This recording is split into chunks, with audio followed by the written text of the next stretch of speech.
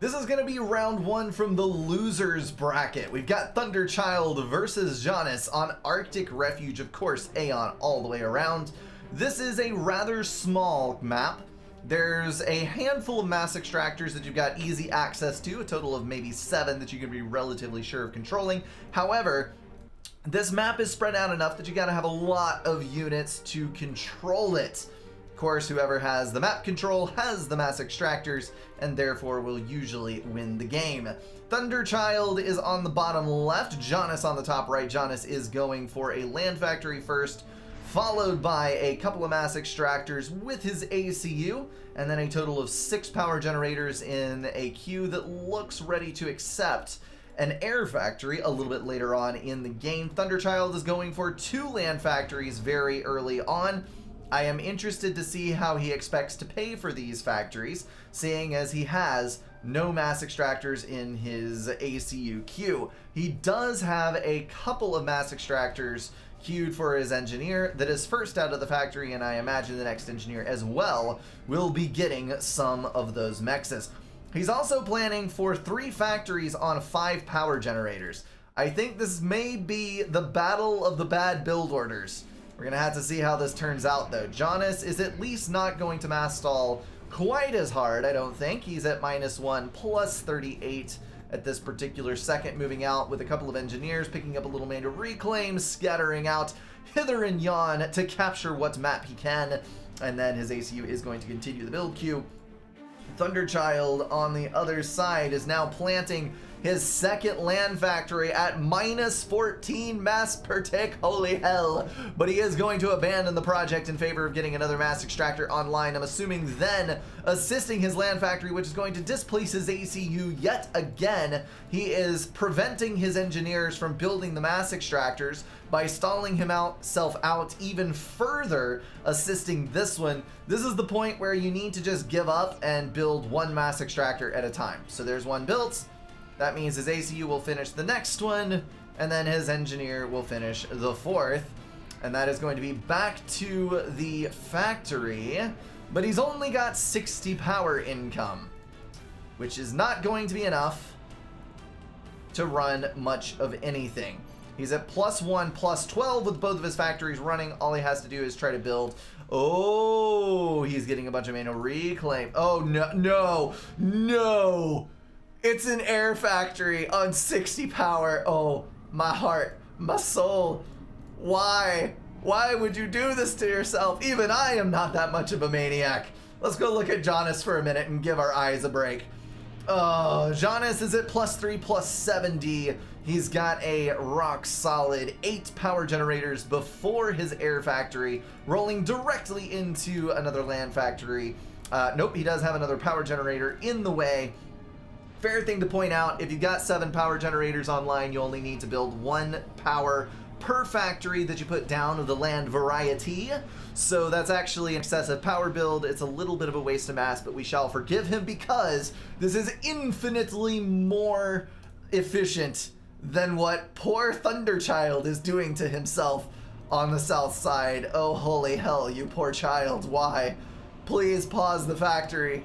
Please, for the sake of all of our sanity, just pause the factory. But no, he's gonna stall steady 155 in the hole at a greater than 100% power stall from minute 1 through minute 4, most likely. We do have a flare out for Jonas, trying to micro furiously against the oncoming tanks. He is going to succeed in picking off a couple of small units, but alas, the flare is dead. Those Auroras will be able to move out to the right-hand side, and I'm actually kind of amazed at the amount of units that Thunderchild has been able to get out with his paltry little bits of eco. I guess that is all due to the reclaim that engineer has gotten for him, averting the complete and total calamity of the power stall. We got land factories number 3 and 4 coming online for Jonas, who is finally dropping down on power. Now, I don't think this is actually as bad as it looks. There is the stall once again because he is building those land factories with a lot of assistance, and the land factories consume more power being built than they burn while they are building. building units, I should say. So if you can afford to get the land factory down without stalling completely, you can usually afford to run it.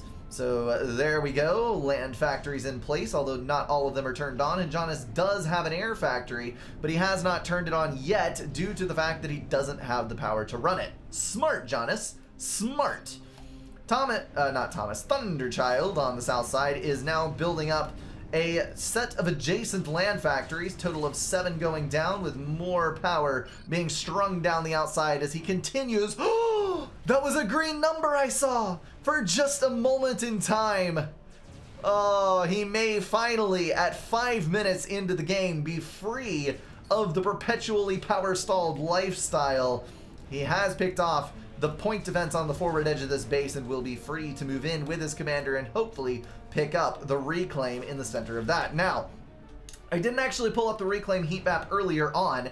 There is a fairly substantial amount of mass on this map to begin with. A lot of these 10s are trees, but some of them, as you can see, nope, those are all worth 5 or less. So there are quite a substantial amount of pebbles scattered around the bases of these mountains that you will want to snag with your engineers in order to get that mass in your bank account.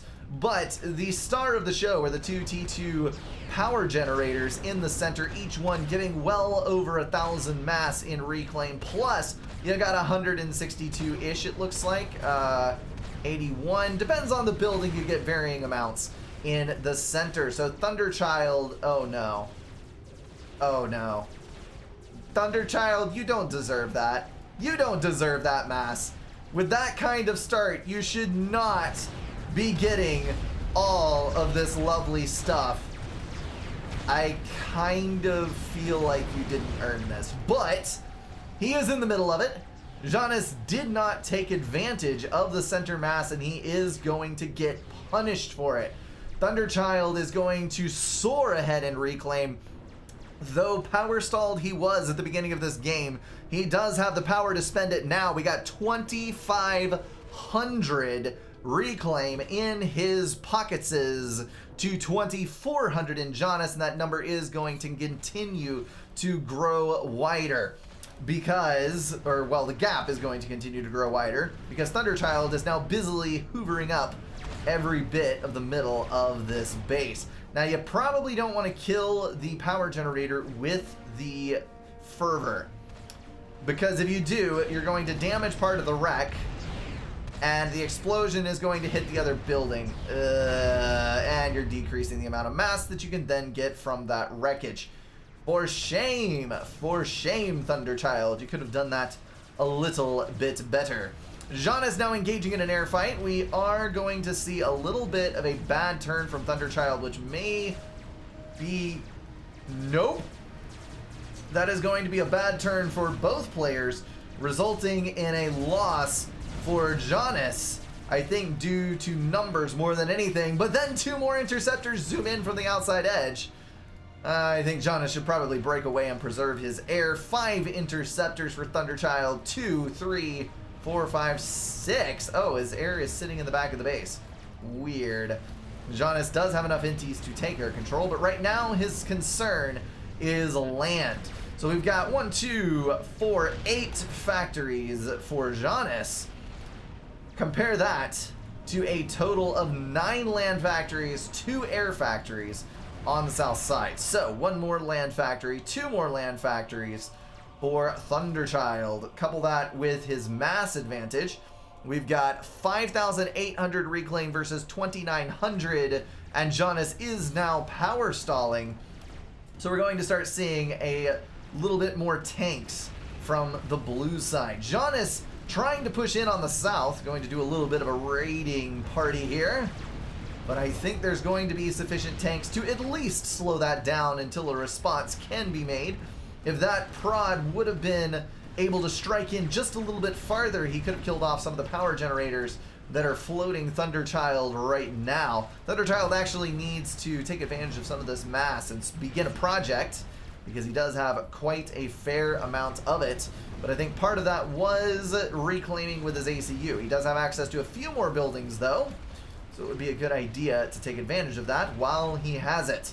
Jonas is slowly losing map control. He lost the 4 maxes on the north side, and then he has got the south side under his control, though he has lost a mass extractor or 2.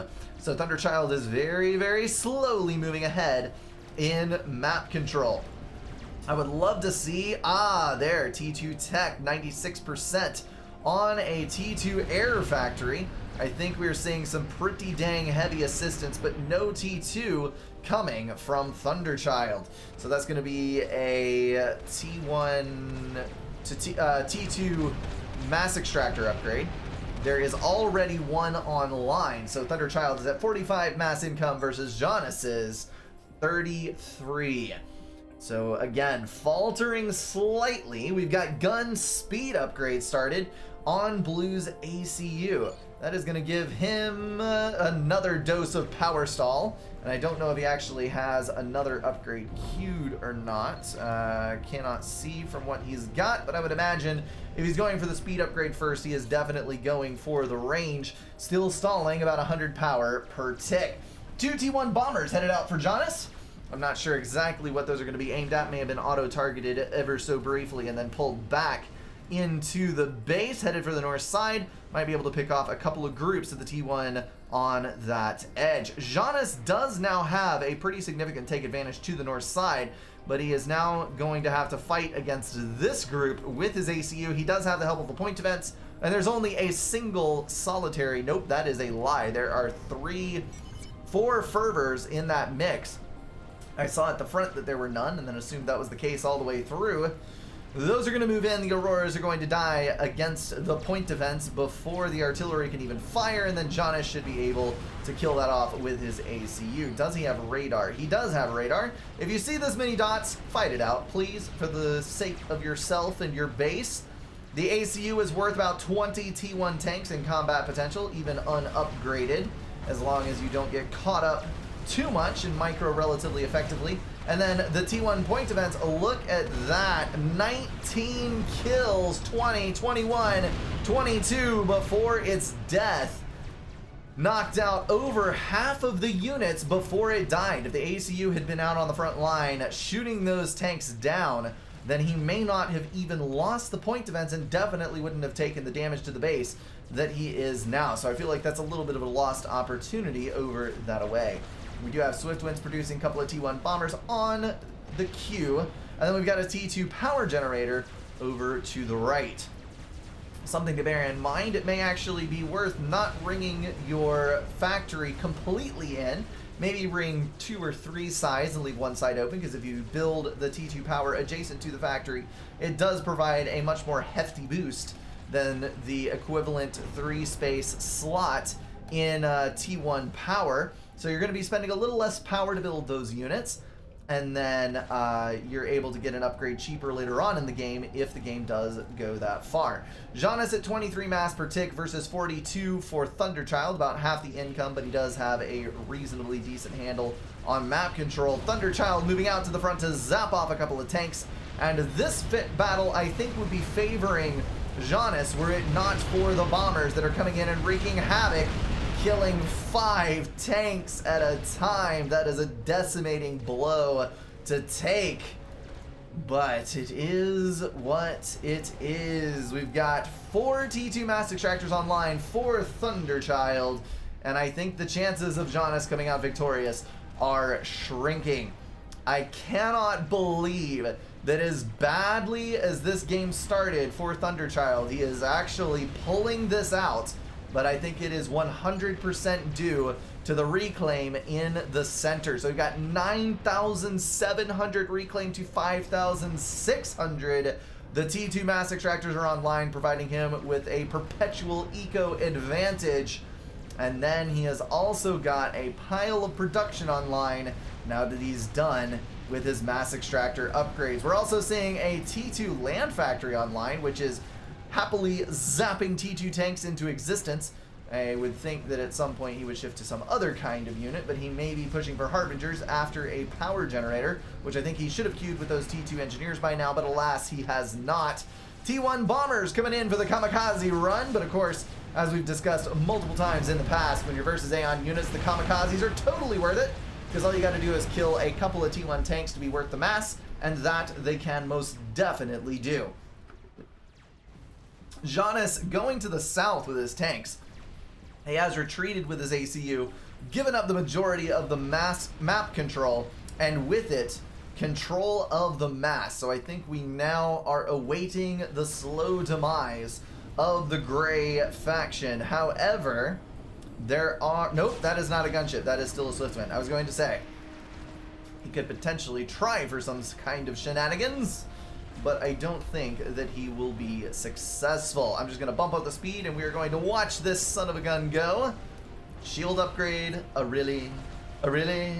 Jonas, I cannot micro air. So, a fun fact, if you can't micro air, don't. And I don't say that sarcastically. I mean that ASF and Swiftwinds, and to a degree Interceptors, are surprisingly good at taking care of themselves.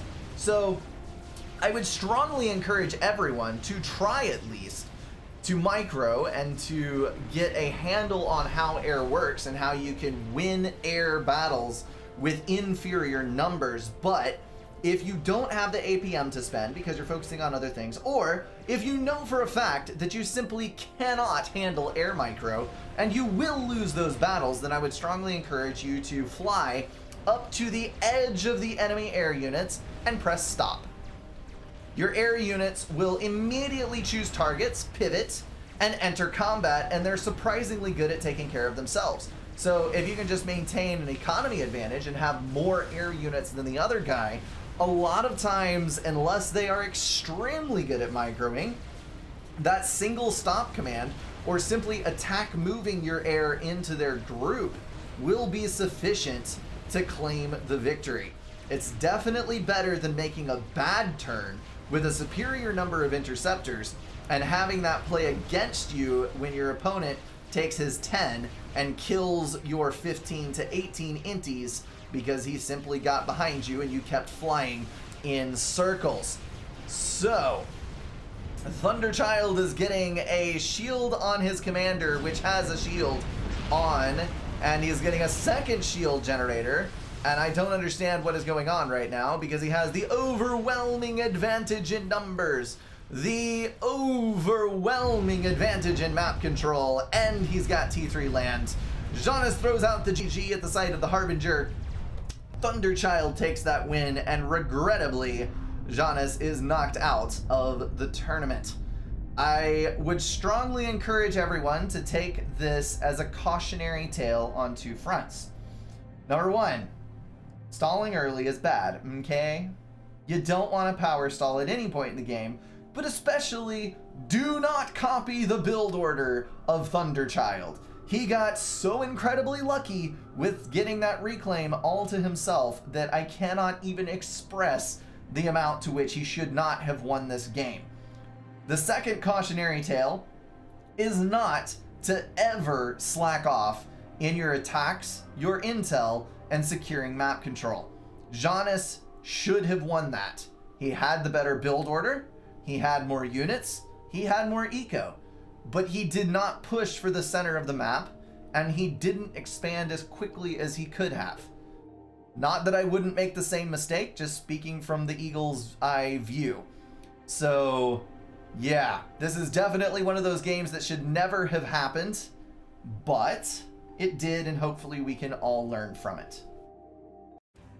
That is gonna wrap everything up for this video, guys. If you enjoyed it, feel free to drop a like and share it with someone.